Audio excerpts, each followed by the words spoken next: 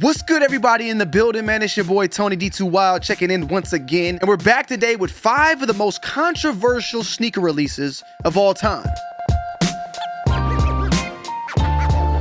Now, there's been plenty of other sneaker releases out there. There's been a lot of sneaker releases out there that have been, for the most part, controversial, but this is the 5 that I want to talk about today. So without further ado, let's dive straight into it. Let's get it. Coming in at number 1, we're going to talk about the Jordan 1, and that is the Jordan 1 band. If you guys don't know about Michael Jordan, if you don't know about the Jordan 1 black and red bread, aka brand, I don't know what to say, but the Jordan 1 band is a legendary release that released in 1985. And these sneakers gained the notoriety for the fact that every time that Michael Jordan wore them, he was being charged $5,000 per game. And $5,000 back in 1985 is the equivalent of around $14,000 today. Michael Jordan was making $500,000 in his rookie year. So that $14,000, it might have hit a little different. Luckily, Nike was the one that was paying for those fees. And Nike also capitalized on that controversy, making the Jordan 1 a triumph sneaker that till this day has been one of the greatest releases and greatest sneakers of all time. Next up is the Nike Air Max 1 Betsy Ross. In 2019, Nike had planned to release the patriotic-inspired Nike Air Max 1 Betsy Ross,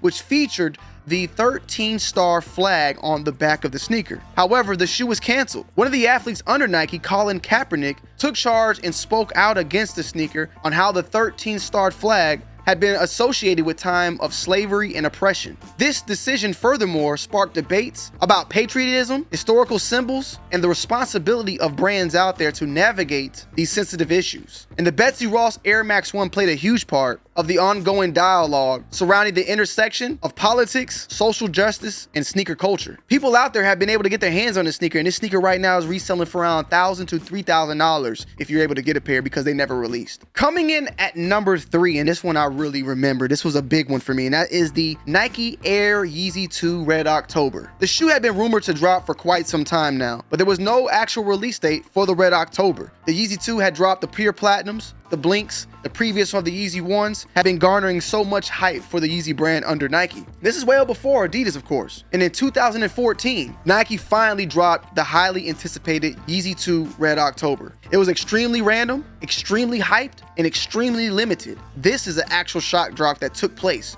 There was no warning or anything about this sneaker whatsoever. These all red sneakers caused a crazy frenzy, and the sneaker community was just left in awe. And the hype around the shoe itself definitely brought on furthermore just the hype and exclusivity of brands alongside with collabs and partners out there moving forward and forward. The limitedness, the overselling and hyped up resale values of sneakers, the Red October sold out instantly and resold for crazy numbers till this day. Coming in at number 4, we had the Nike Air Bacon. Originally released in 1997 and being the signature sneaker for Tim Hardaway, the original release of this shoe caused quite a controversy. The Air Bacon featured a flame-like pattern on the side panels, but it was the back part that caused the huge controversy that changed the shoe forever. The back of the sneaker featured what was a flame-like appearance of the word Nike. However, by the Muslim community out there, and even me myself, the shoe looked a lot like the word Allah in Arabic. The Muslim community spoke about this and gave Nike backlash for the cultural appropriation and also the fact that was Nike,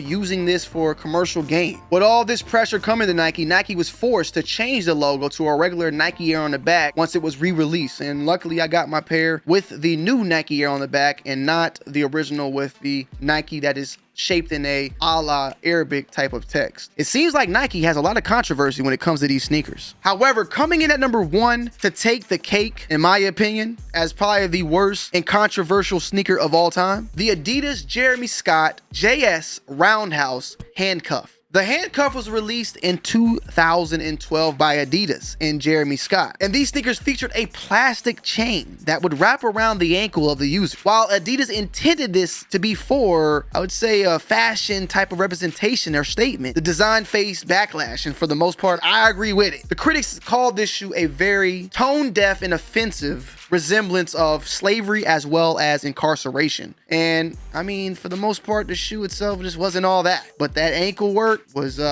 insane, man. I just don't think it was a good idea. That's just my opinion. But there you have it, guys. 5 of the most controversial sneaker releases of all time. Let me know you guys' thoughts and opinions down below in the comment section. And if you want to see more or even more controversial releases, let me know. Maybe we could do a part 2 of this down below. Just comment, hit the like, and tell me if you love this content. If you do, I love you. And yeah, I'm out. Peace.